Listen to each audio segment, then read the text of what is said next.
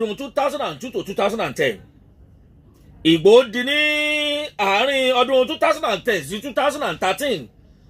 wọ́n pààrọ̀ ẹgbẹ́ òṣèlú bàbá ìwálòdé ẹgbẹ́ òṣèlú kan lẹ̀ tí wọ́n pè ní Congress for Progressive Change CPC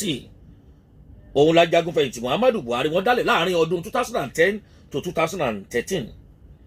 ìgbọ́n tún kúrò ńbẹ̀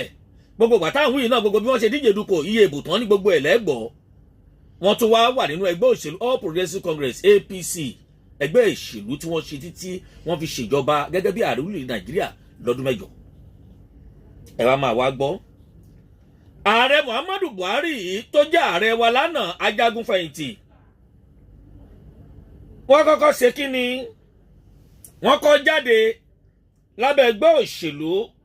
tí mo pè ní All Nigeria People's Party ANPP lọ́dún 2003 àti 2007 ìgbóyà wọ́n wá jáde láti CPC lọ́dún 2011 ọdún 2011 tí wọ́n jáde lábẹ́ ẹgbẹ́ òṣèlú CPC yẹn ààrẹ wa àjẹta Goodluck Ebele Jonathan àwọn àtìyẹn ni wọ́n jọ fẹ́ díje tẹ́ ẹ̀ bá sì gbàgbé pé ààrẹ wa àjẹrin ìyẹn Yar'Adua òun náà dolóògbé ni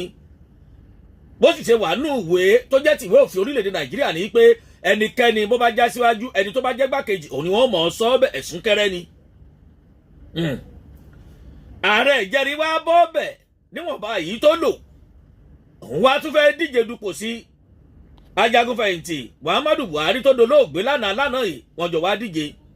lọ́dún 2011 ṣùgbọ́n ẹgbẹ́ òṣèlú wọn yàtọ̀tọ̀ Goodluck Ebele Jonathan jáde látàbí ẹgbẹ́ òṣèlú People's Democratic Party PDP ṣùgbọ́n olóògbé tá à ń wí yìí òun jáde láti abẹ́ ẹgbẹ́ òṣèlú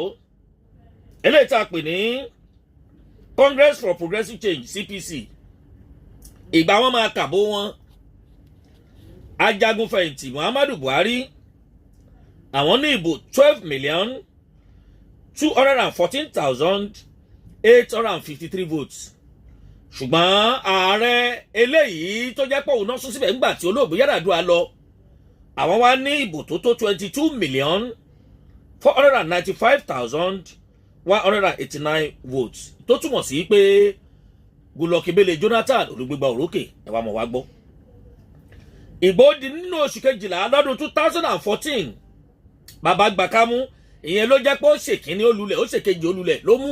ọ̀rọ̀ ń wá látẹnu ààrẹ wa lọ́wọ́lọ́wọ́ báyìí ẹ sì mọ̀ pé lu Abẹ́òkúta ń bí náà ní gbogbo ọ̀rọ̀ yìí ti jáde Ìgbò wá di nínú oṣù kejìlá lọ́dún 2014 ajagunfẹ̀yìntì Muhammadu Buhari òun gangan òun ló gbégbá orókè láti gbé àsíá ẹgbẹ́ òṣèlú tuntun yàgbọ́ pé wọ́n